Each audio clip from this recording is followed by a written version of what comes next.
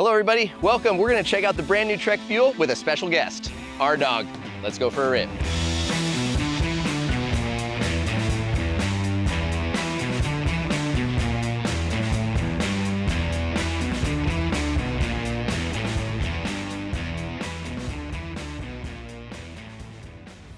Are modular mountain bikes the way of the future? I sort of think so, and I'm happy to say Trek Fuel is another brand who is joining the modular mountain bike revolution. That might be a little bit early to call it a revolution, but nevertheless, we are excited about 3 bikes in 1 with the new Trek Fuel platform. Let's dive into it and learn all about it. Did I do an intro already? Totally forgot about that. Okay, the concept of a modular or adaptable mountain bike isn't exactly new. However, it's something that I am very excited about for a number of reasons, and every time a large brand like Trek does something like this, it really validates the trend and desire for both consumers and brands to offer mountain bikes that can be adaptable and hopefully more affordable. And that's something we're gonna be looking at today in the Trek Fuel.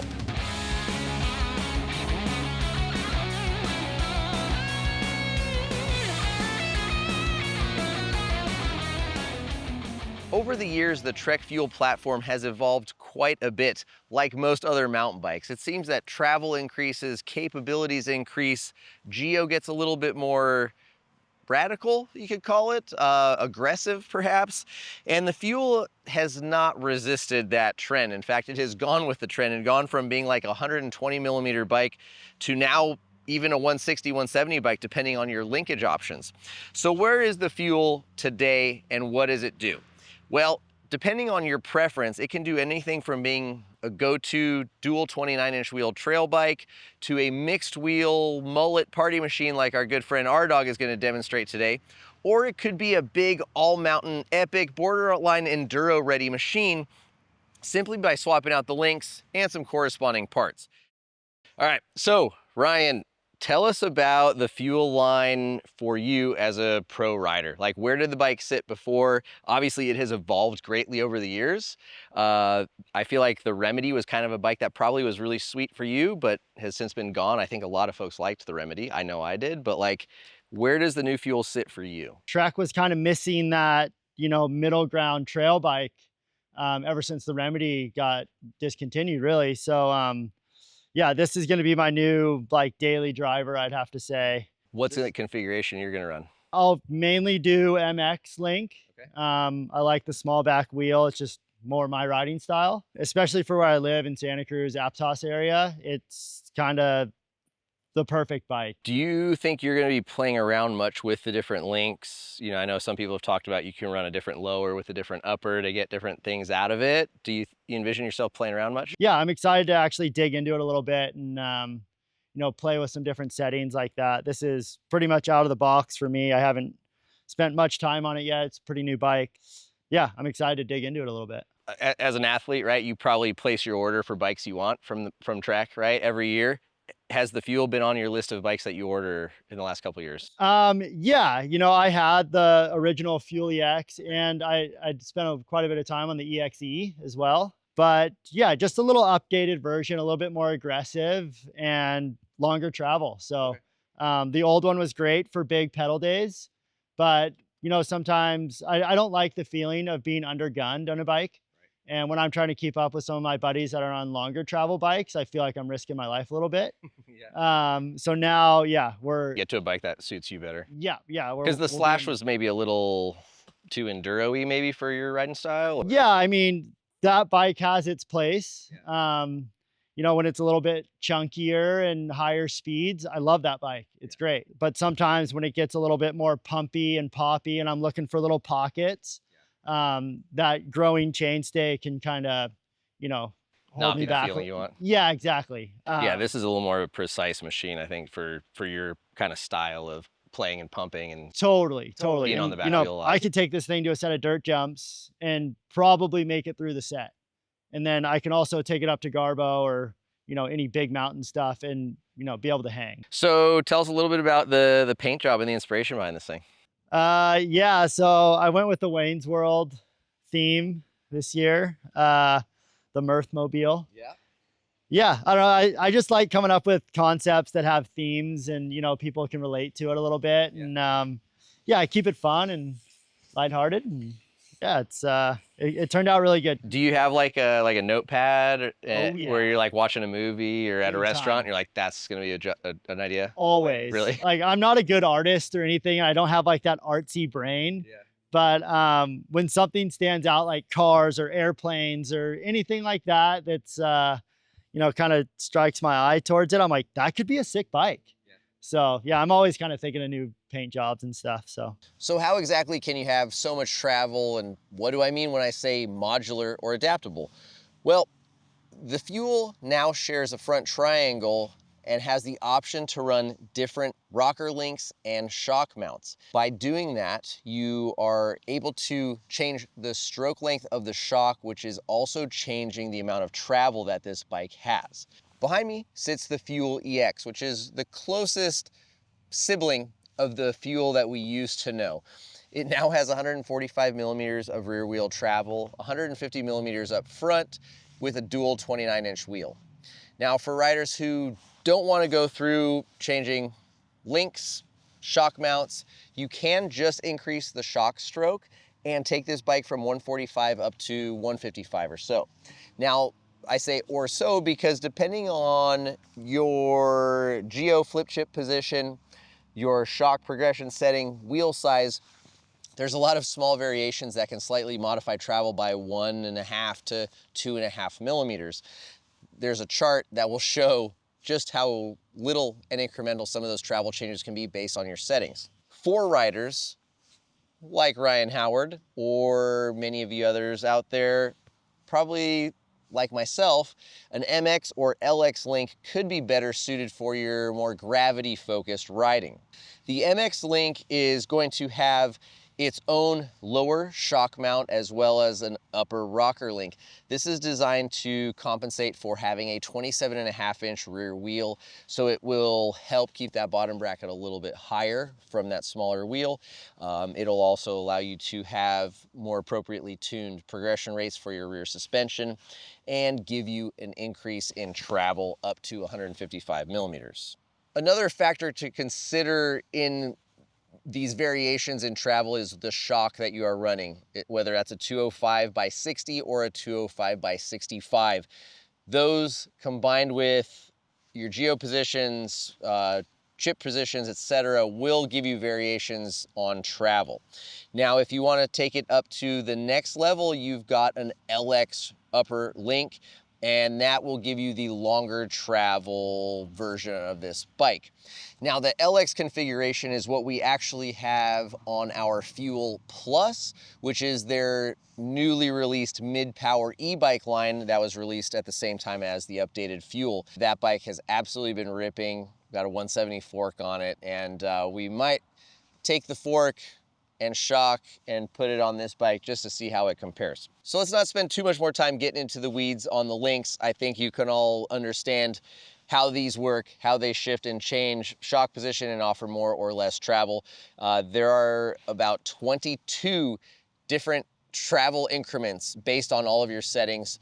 We will put that link here. And of course, if you want to learn more or read those numbers, you can head to theloamwolf.com and we'll see our full-length feature about it. But let's move into some of the other features and talk about the models available before we get into our first ride impressions. All right. So, how does the new Fuel ride on fire roads? Well, really well. I'm glad you asked. It also does that really good. How does it avoid vans? Oh, superbly. It also brakes really well for course marshals.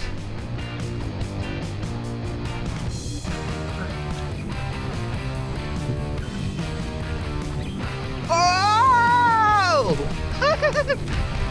Ha!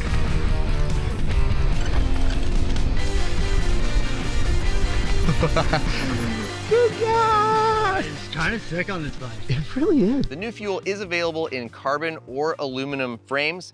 They do offer a frame set in both of those materials, and they have complete models starting at $28.99. So while we're talking about price, let's reference back to earlier where I mentioned my excitement about modular or adaptable frames.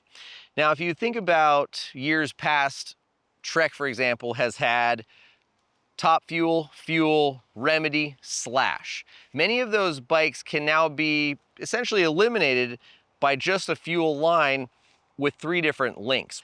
Hopefully that means less storage space that brands have to pay for to have giant frame boxes, less shipping costs as shipping a whole bunch of links and just one frame versus multiple different frames is going to be more affordable. And I'm hoping that that trickle down will mean consumers will get more affordable bikes. And certainly seeing a Fuel coming in at $28.99 and a top spec model being, I think, in that $86.99 range for, you know, top of the line, top tier components.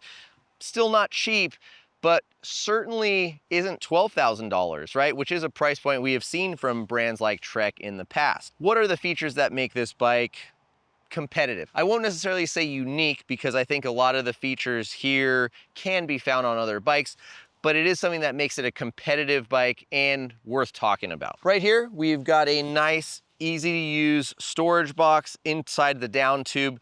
It's a pretty solid unit so far. We've not had the bike long enough to do any long-term testing, but it works easy. It comes out, water bottle cage stays put, nice and quiet. There's a little storage tool pouch that goes inside there and is a pretty useful piece of equipment. You've also got an oversized head tube, which will allow you to do some adjustability on headset, head tube angle, geometry adjustments up front, as well as the many adjustments you have between shock and link capabilities. There are size-specific chainstays. They are not adjustable, so you don't have a short or long option there. However, you do have size-specific geo based on what size frame you purchase, as a goal to help give riders a little bit more of a balanced feel depending on what height they are, and get that center of balance, or that center of gravity, more balanced over the bike. Speaking of sizes, these will be available in small through double extra large. We have the size large on test here. I'm 5'11", most of our crew sits around that 6'1" to 6'2" range, so we feel that the 485 reach will be a pretty good size. Of course, that 485 reach number is in the EX guise with a dual 29-inch wheels. Some other numbers to note: 637.9 millimeter stack height, a chainstay length of 442 millimeters, 64.5 degree head tube angle, and a seat tube angle of 77.4 degrees. The alloy frame set weighs in at 10.14 pounds or 4.6 kilos, and the carbon frame weighs 7.3 pounds or 3.3 kilos. Complete bike weights start at 37.14 pounds or 16.8 kilos and get as light as 30.6 pounds for the top of the line 9.9 EXO AXS EX build. As with all of our dissected features, this was made in collaboration with Trek, so this is not an official review or endorsement of the bike. We like to take many months to conduct thorough testing, pass bikes around, try them in different types of terrains before we release those reviews. And of course, we do not charge brands to make those reviews. So this is a bit more of an informational based video to share about a new product. However, we have ridden the bike a fair bit while making this video, so we thought we'd share some first impressions for those of you wanting to know what we think so far. Our riding has been limited and mostly within the confines of the Whistler Bike Park. EXO Plus tires were not our ideal choice. However, we were pretty happy to see the Maxxis tire selection on here. We think this is a great tread pattern for this bike.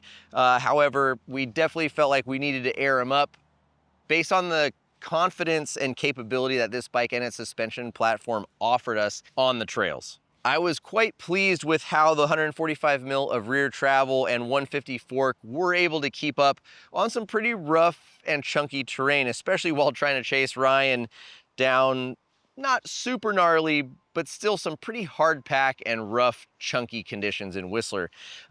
He was on the MX build, which certainly offers a little bit more of an aggressive attitude and mindset with his longer travel forks, small rear wheel, and enduro casing tires. Nevertheless, I was able to push this bike pretty hard in this configuration and almost keep up. Sort of, but not really. That said, I felt pretty comfortable hitting the drop on fade to black, which is not exactly a small feature for a trail bike and not something I would hit on all trail machines. So it definitely spoke to the comfort I felt on this bike within the first lap of riding it. When it came to climbing, I thought the bike did a pretty good job. Obviously, I've not done any big epic days just yet. Didn't find myself needing to reach for that climb switch on some of the shorter, punchier climbs. It did offer a pretty nice, comfortable feel and some decent efficiency. What really stood out to me, however, was the compliance, the suppleness, and the smoothness of that rear suspension platform. I thought that the bike really did a nice job keeping up, even when I was pushing it hard. And I would be curious to see how even more confident and capable it would be with some burlier tires and just changing the shock stroke length to get that extra little bit of travel. Now, I am definitely more of a downhill biased rider. However, I don't know that I would necessarily want to take our setup from the Fuel Plus out on big backcountry epics or big mega pedal days. I think the coil shock would add quite a bit of weight and definitely make the bike a bit squishier than I would like for some of those bigger backcountry missions. But I was really pleased to see how well and capably that Fuel Plus could descend on like some true proper double black diamond off mountain stuff here in Whistler. And we'll be sure to work on a review for that thing as we put more miles on it. But it was a nice way for us to validate that one front triangle essentially can offer two completely different rides, and in fact, more like 3 different rides entirely. So with that said, for me, the Fuel is a very exciting bike. Once again, from the adaptability and the adjustability that you have in terms of travel and category blending capabilities to hopefully some lower priced competitive mountain bikes in the future. This model that we have here comes with the XT Di2 spec, and it retails for $64.99. And while there might be some bikes out there on sale that might have better spec for a lower price point, I think buying from a brand that has a dealer support network, oftentimes you can get a first or maybe even a year free maintenance and a dealer going to bat for you should you have any sort of a warranty or problematic issue arise. I'd say that's at least worth a little something, even if it's just peace of mind if you never need it. So folks, there you have it. That is the new Trek Fuel. We will be keeping the bike, doing plenty of experimentation and playing around with its different configurations as we work towards our long-term review. Of course, the goal with those is to help offer you guys information and insight that would be helpful in your purchasing decision. So if you have any ideas, clever ways or thoughtful ideas on how we can bring you more value in those tests or comparisons in the different configurations, please leave them down below. We'd be happy to consider them as we put more miles on this bike. Thanks for watching. We'll see you out on the trails.